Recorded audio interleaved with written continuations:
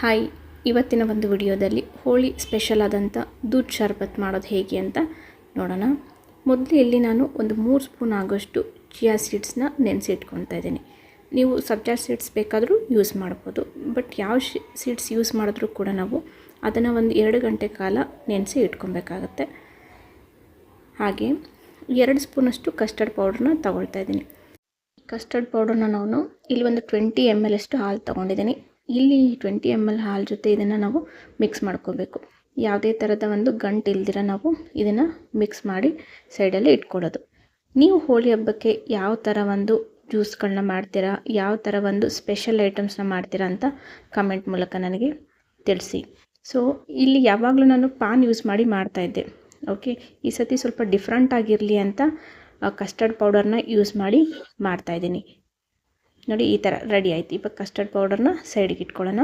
ಒಂದು ಪಾತ್ರೆ ತೊಗೊಂಡು ಇದಕ್ಕೆ ನಾನು 1 ಲೀಟ್ರ್ ಆಗೋಷ್ಟು ಗಟ್ಟಿ ಹಾಲನ್ನ ಯೂಸ್ ಮಾಡ್ತಾಯಿದ್ದೀನಿ. ಇಲ್ಲಿ ನಂದಿನಿದು ಸಮೃದ್ಧಿ ಹಾಲು ಬರುತ್ತಲ್ಲ, ಅದು ಯೂಸ್ ಮಾಡ್ತಾಯಿದ್ದೀನಿ.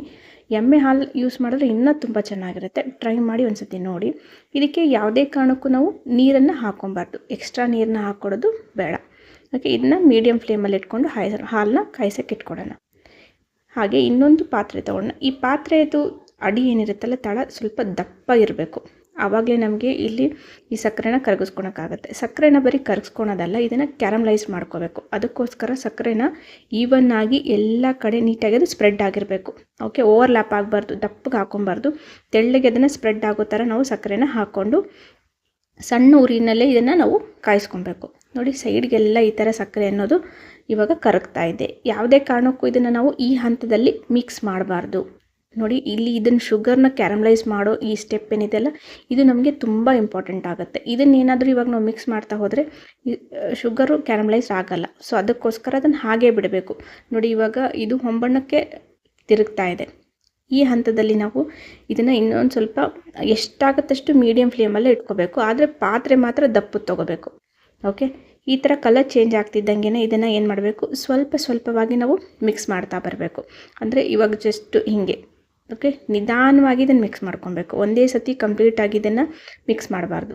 ಓಕೆ, ಸ್ಟೆಪ್ ಬೈ ಸ್ಟೆಪ್ ನಾವು ಇದನ್ನು ಹೀಗೆ ಇವನ್ನಾಗಿ ಸ್ಪ್ರೆಡ್ ಮಾಡೋದು, ಒಂದು ಸತಿ ಮಿಕ್ಸ್ ಮಾಡೋದು, ಈ ಥರ ಕಂಟಿನ್ಯೂಸ್ ಆಗಿ ಇದನ್ನು ಮಾಡ್ಕೋಬೇಕು. ಕಂಪ್ಲೀಟಾಗಿ ನಾವು ಮಿಕ್ಸ್ ಮಾಡ್ಕೊತಾ ಹೋದರೆ ಅದು ಅಡಿ ಎಲ್ಲ ಇಟ್ಕೊಂಡು ಪೂರ್ತಿಯಾಗಿ, ಈಗ ಚಾಕ್ಲೇಟ್ ಆಗಿರುತ್ತಲ್ಲ ಆ ಥರ ಆಗೋಗುತ್ತೆ. ಸೊ ನಮಗೆ ಆ ಥರ ಬೇಡ. ಇಲ್ಲಿ ನಾನು ಒಟ್ಟು 100 ಗ್ರಾಮಷ್ಟು ಸಕ್ಕರೆನ ತೊಗೊಂಡಿದ್ದೀನಿ. 2 ಕಪ್ ಆಗೋಷ್ಟು, ಚಿಕ್ಕ ಕಪ್ಪಲ್ಲಿ 2 ಕಪ್ ಆಗೋಷ್ಟು 100 ಗ್ರಾಮ್ ಶುಗರ್ನ ತೊಗೊಂಡಿದ್ದೀನಿ. 1 ಲೀಟ್ರ್ ಹಾಲನ್ನ ಯೂಸ್ ಮಾಡ್ತಾಯಿದ್ದೀನಿ. ಓಕೆ, ಈ ಮೆಜರ್ಮೆಂಟ್ ಕೂಡ ನಮಗೆ ಕರೆಕ್ಟಾಗಿರಬೇಕು. ನೋಡಿ, ಇವಾಗ ಸಕ್ಕರೆ ಎಲ್ಲ ಕಂಪ್ಲೀಟಾಗಿ ಕರಗಿದೆ. ಈ ಕರಗಿದ ಮೇಲೆ ಇನ್ನೊಂದು 2 ನಿಮಿಷ ನಾವು ಇದನ್ನು ಹೀಗೆ ಕಾಯಿಸ್ಕೊಬೇಕು.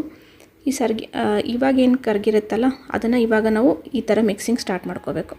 ಓಕೆ, ಇವಾಗ ನಾವು ಕಂಪ್ಲೀಟಾಗಿ ಇದನ್ನು ಹೀಗೆ ಮಿಕ್ಸ್ ಮಾಡ್ಕೋಬೋದು. ಇವಾಗ ಸಕ್ಕರೆ ಎಲ್ಲ ಕಂಪ್ಲೀಟಾಗಿ ಕರಗಿರುತ್ತೆ. ಸೊ ಅದಕ್ಕೋಸ್ಕರ ಈ ಥರ ಮಿಕ್ಸ್ ಮಾಡ್ಕೊಳ್ತಾ ಹೋದರೆ ನಮಗೆ ಆ ಕಲರ್ ಅನ್ನೋದು ಕ್ಯಾರಮಲೈಸ್ಡ್ ಆಗಿರುತ್ತಲ್ಲ, ಆ ಕಲರ್ ಇನ್ನೂ ಚೆನ್ನಾಗಿ ಬರುತ್ತೆ. ಸೊ ನೀವು ಯಾವುದೇ ಥರದ ಡೈರೆಕ್ಟಾಗಿ ಸಕ್ಕರೆ ಬೇಕಾದ್ರೂ ಹಾಕೊಬೋದು, ಇಲ್ಲ ಬೆಲ್ಲನ ಈ ಥರ ಕರಗಿಸಿ ಹಾಕ್ಕೊಳ್ತೀನಿ ಅಂದರೆ ಅದನ್ನು ಕೂಡ ನೀವು ಟ್ರೈ ಮಾಡ್ಬೋದು. ಈ ಹಾಲಿಗೆ ಆ ಸಕ್ಕರೆ ಏನು ಕರಗಿಸ್ಕೊಂಡು ಇಟ್ಕೊಂಡಿದ್ದೀನಿ ಅದನ್ನು ಸ್ವಲ್ಪವಾಗಿ ನಾವು ಮಿಕ್ಸ್ ಮಾಡ್ತಾ ಬರಬೇಕು. ಒಂದೇ ಸತಿ ನಾವು ಪೂರ್ತಿಯಾಗಿ ಅದನ್ನು ಮಿಕ್ಸ್ ಮಾಡಿದ್ರೆ ಅದು ಕರಗಲ್ಲ.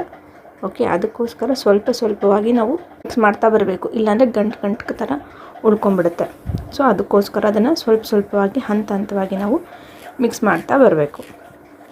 ಒಂದೇ ಸತಿ ಅದನ್ನು ಹಾಕ್ಕೊಂಡ್ಬಿಟ್ರೆ ಅದೇನು ಸಕ್ಕರೆ ಎಲ್ಲ ಕರಗಿಸಿಟ್ಕೊಂಡಿರ್ತಲ್ಲ ಅದು ಗಟ್ಟಿಯಾಗಿ ತಳದಲ್ಲಿ ಕೂತ್ಕೊಂಡ್ಬಿಡುತ್ತೆ. ಅದಕ್ಕಾಗಿ ಇದು ಸ್ವಲ್ಪ ಆಗ್ತಿದ್ದಂಗೆ ಇದನ್ನು ಕೈ ಆಡಿಸ್ಕೊಳೋದು, ಮತ್ತು ಒಂದು ಸ್ವಲ್ಪ ಸಕ್ಕರೆನ ಇದಕ್ಕೆ ಸೇರಿಸ್ಕೊಳ್ಳೋದು, ಆ ಥರ ಮಾಡ್ತಾ ಬರಬೇಕು. ಓಕೆ, ನೀವು ತುಂಬ ಅದನ್ನು ಆರಕ್ಕೆ ಬಿಟ್ಬಿಟ್ರೆ ಸಕ್ಕರೆ ಅನ್ನೋದೆಲ್ಲ ಗಟ್ಟಿ ಆಗಿಬಿಟ್ಟು ಚಾಕ್ಲೇಟ್ ಥರ ಆಗೋಗುತ್ತೆ. ಸೊ ಅದಕ್ಕೋಸ್ಕರ ಹೀಗೆ ಕಂಟಿನ್ಯೂಸ್ ಆಗಿ ಅದನ್ನು ಮಿಕ್ಸ್ ಮಾಡ್ತಾ ಇರಬೇಕು. ಫ್ಲೇಮ್ ಯಾವಾಗಲೂ ಅದನ್ನು ಲೋನಲ್ಲೇ ನಾವು ಇಟ್ಕೊಂಡಿರಬೇಕು. ಹಾಲಿಗೆ ಇಲ್ಲಿ ಸಕ್ಕರೆ ಕರಗಿರ್ತಕ್ಕಂಥ ಸಕ್ಕರೆನ ಮಿಕ್ಸ್ ಮಾಡುವಾಗ ನಮಗೆ ಸ್ವಲ್ಪ ಪೇಷನ್ಸಿಂದ ಮಾಡಬೇಕು. ನಿಧಾನ ಫ್ಲೇಮಲ್ಲಿ ಇಟ್ಕೊಂಡು ಇದನ್ನು ನಿಧಾನಕ್ಕೆ ನಾವು ಮಿಕ್ಸ್ ಮಾಡ್ತಾ ಹೋಗಬೇಕು. ಆವಾಗ ಅದು ಹಾಲು ಜೊತೆ ನೀಟಾಗಿ ಮಿಕ್ಸ್ ಆಗುತ್ತೆ. ಸೊ ಇಲ್ಲಿ ನೀವು ಬೇಡ ಅಂದರೆ ನಾನು ಡೈರೆಕ್ಟಾಗಿ ಸಕ್ಕರೆನೇ ಹಾಕ್ಕೊಂಡೆ ಅಂದರೆ ಹಾಕೋಬೋದು, ಅದೊಂದೊಂದು ಸತಿ ಚೆನ್ನಾಗಿ ಬರೋಲ್ಲ. ಸೊ ಅದಕ್ಕಾಗಿ ನೀವು ಈ ಥರ ಕರಗಿಸ್ಬಿಟ್ಟು ಹಾಕ್ಕೊಂಡ್ರೆ ಚೆನ್ನಾಗಿರುತ್ತೆ. ಇಲ್ಲ ಬೇಕು ಅಂದರೆ ಬೆಲ್ಲ ಕೂಡ ನಾವು ಹಾಕ್ಕೋಬೋದು. ಹಾಗೆ ಇಲ್ಲಿ ಏನು ನಾನು ಕಸ್ಟರ್ಡ್ ಪೌಡ್ರನ್ನ ಮಿಕ್ಸ್ ಮಾಡಿ ಇಟ್ಕೊಂಡಿದ್ನಲ್ಲ ಅದನ್ನು ಕೂಡ ನಾನಿಲ್ಲಿ ಹಾಕ್ಕೊಳ್ತಾ ಇದ್ದೀನಿ. ಈ ಕಸ್ಟರ್ಡ್ ಪೌಡರು ನಾವು ತುಂಬ ಗಟ್ಟಿಯಾಗಿ ಆ ಮಿಕ್ಸ್ನ ಮಾಡ್ಕೊಬಾರ್ದು, ಸ್ವಲ್ಪ ತೆಳಗನೆ ಇರಬೇಕು. ಯಾಕಂದರೆ ಹಾಲಿಗೆ ನಾವು ಯಾವುದೇ ಥರದ ಇಲ್ಲಿ ನೀರನ್ನು ಅನ್ನೋದನ್ನ ಯೂಸ್ ಮಾಡಲ್ಲ. ಸೊ ಅದಕ್ಕೋಸ್ಕರ ಅದನ್ನು ಸ್ವಲ್ಪ ತೆಳ್ಳಗೆ ನಾವು ಕಲಸಿ ಇಟ್ಕೊಬೇಕಾಗತ್ತೆ. ಅದೇ ಥರ ಇಲ್ಲಿ ನೋಡಿ ಮತ್ತೊಂದು 2 ನಿಮಿಷದವರೆಗೂ ನಾವು ಇದನ್ನು ಮೀಡಿಯಮ್ ಫ್ಲೇಮಲ್ಲಿ ಇಟ್ಬಿಟ್ಟು ಚೆನ್ನಾಗಿ ಒಂದ್ಸತಿ ಮಿಕ್ಸ್ ಕೊಡಬೇಕು. ಸೊ ಇದಾಗ್ತಿದ್ದಂಗೆ ನಿಮಗೆ ವೆನಿಲಾ ಎಸೆನ್ಸ್ ಬೇಕಾದರೆ ಹಾಕೋಬೋದು, ಇಲ್ಲ ಯಾವ್ದಾದ್ರು ಕಲರ್ ಬೇಕಾದರೆ ಇದನ್ನ ಗ್ರೀನ್ ಕಲರು, ಪಿಂಕು ಆ ಥರ ಯಾವ್ದು ಫುಡ್ ಕಲರ್ಸ್ ಬೇಕಾದರೂ ನೀವು ಯೂಸ್ ಮಾಡ್ಕೋಬೋದು. ನಾನಿಲ್ಲಿ ಯಾವುದೇ ಕಲರ್ನ ಯೂಸ್ ಮಾಡ್ತಾಯಿಲ್ಲ. ಸೊ 1-2 ನಿಮಿಷ ಆಗ್ತಿದ್ದಂಗೆ ಇದಕ್ಕೆ ನಾನು 1-2 ಡ್ರಾಪು ವೆನಿಲಾ ಎಸೆನ್ಸ್ನ ಹಾಕ್ಕೊಳ್ತೀನಿ. ಈ ವೆನಿಲಾ ಎಸೆನ್ಸ್ ಎಲ್ಲ ಹಾಕೊಂಡ್ಮೇಲೆ ನಮ್ಮ ಈ ದೂದ್ ಶರ್ಬತ್ ಏನಿರುತ್ತಲ್ಲ ಇದು ರೆಡಿಯಾಗಿರುತ್ತೆ. ಸೊ ಇದನ್ನು 1-2 ಅವರ್ ಆದರೂ ನಾವು ಫ್ರಿಜ್ಜಲ್ಲಿಗೆ ಇಟ್ಬಿಡಬೇಕು. ಸೊ ಇದು ಸ್ವಲ್ಪ ಟೆಂಪ್ರೇಚರೆಲ್ಲ ತಣ್ಣಗಾಗಬೇಕು. ಅದಾದಮೇಲೆ ನಾವು ಇದನ್ನು ತಣ್ಣಗೆ ಇಟ್ಬಿಡಬೇಕು. ಫ್ರಿಜ್ಜಿಗೆ ನಾನು ಇಟ್ಕೊಳ್ತಾ ಇದ್ದೀನಿ. ಸೊ 1-2 ಅವರ್ ಆದಮೇಲೆ ನಾನು ಎಲ್ಲ ಫ್ರೂಟ್ಸ್ನ ಇಲ್ಲಿ ಕಟ್ ಮಾಡಿ ಇಟ್ಕೊಂಡಿದ್ದೀನಿ. ಸೊ ನಿಮ್ಗೆ ಯಾವ ಫ್ರೂಟ್ಸ್ ಬೇಕೋ ಆ ಫ್ರೂಟ್ಸ್ ಥರ ಇದನ್ನು ಹಾಕ್ಬಿಟ್ಟು ಅದ್ರ ಮೇಲೆ ಈ ದೂದ್ ಶರ್ಬತ್ತನ್ನ ಹಾಕ್ಕೊಳ್ಳೋದು. ಅದೇ ಥರ ಬೇಡ ಅಂದರೆ ಬರೀ ಡ್ರೈ ಫ್ರೂಟ್ಸು, ಈ ಬಾದಾಮಿ, ಗೋಡಂಬಿ ಇದನ್ನೆಲ್ಲ ನೀಟಾಗಿ ಕಟ್ ಮಾಡಿ ಇಟ್ಕೊಂಡು ಅದ್ರ ಜೊತೆ ಬೇಕಾದ್ರೂ ನೀವು ಇದನ್ನು ಟೇಸ್ಟ್ ಮಾಡ್ಬೋದು. ಇಲ್ಲಿ ನೋಡಿ ಈ ಥರ ಎಲ್ಲ ಫ್ರೂಟ್ಸ್ನ ಹಾಕ್ಕೊಂಡು ರೆಡಿ ಇಟ್ಕೊಂಡು ಅದ್ರ ಜೊತೆ ಇದು ತಣ್ಣಗಾಗಿದೆ ಇವಾಗ. ಸೊ ಇದನ್ನು ಎಷ್ಟಾಗುತ್ತೆ ಅಷ್ಟು ಚಿಲ್ಲಾಗಿ ಐಸ್ ಕ್ಯೂಬ್ ಎಲ್ಲ ಹಾಕ್ಕೊಂಡು ಇದನ್ನು ಸರ್ವ್ ಮಾಡಬೇಕು. ಆವಾಗಲೇ ಇದ್ರ ಟೇಸ್ಟ್ ಅನ್ನೋದು ತುಂಬ ಚೆನ್ನಾಗಿರುತ್ತೆ. ಫ್ರೂಟ್ಸ್ ಎಷ್ಟು ಹಾಕ್ತೀರೋ ಅಷ್ಟು ಚೆನ್ನಾಗಿ ಟೇಸ್ಟ್ ಬರುತ್ತೆ. ಸೊ ನಿಮಗೆ ಸಕ್ಕರೆ ಏನಾದರೂ ಕಮ್ಮಿ ಅನಿಸಿದ್ರೆ ಇನ್ನೊಂದು ಸ್ವಲ್ಪ ಎಕ್ಸ್ಟ್ರಾ ಬೇಕಾದರೂ ಹಾಕ್ಕೋಬೋದು. ಈ ಚಿಯಾ ಸೀಡ್ಸ್ ಏನು ನೆನೆಸಿ ಇಟ್ಕೊಂಡಿರ್ತೀವಲ್ಲ, ಸೊ ಅದನ್ನು ಕೂಡ ಇದಕ್ಕೆ ನಾವು ಮಿಕ್ಸ್ ಮಾಡ್ಕೊಬೇಕು. 1-2 ಸ್ಪೂನು ಒಂದು ಗ್ಲಾಸ್ಗೆ ಆ ಥರ ಹಾಕ್ಕೊಂಡ್ರೆ ಚೆನ್ನಾಗಿರುತ್ತೆ. ಹಾಗೆ ಇವಾಗ ಬೇಸಿಗೆ ಇರೋದ್ರಿಂದ ಈ ದೇಹಕ್ಕೂ ಕೂಡ ತುಂಬ ತಂಪನ್ನು ಕೊಡುತ್ತೆ. ಸೊ ಹಾಗಾಗಿ ಯೂಸ್ ಮಾಡ್ಕೊಬೇಕು. ಈ ವಿಡಿಯೋ ಇಷ್ಟ ಆಗಿದ್ರೆ ಲೈಕ್ ಮಾಡಿ, ಶೇರ್ ಮಾಡಿ, ಕಮೆಂಟ್ ಮಾಡಿ. Thank you.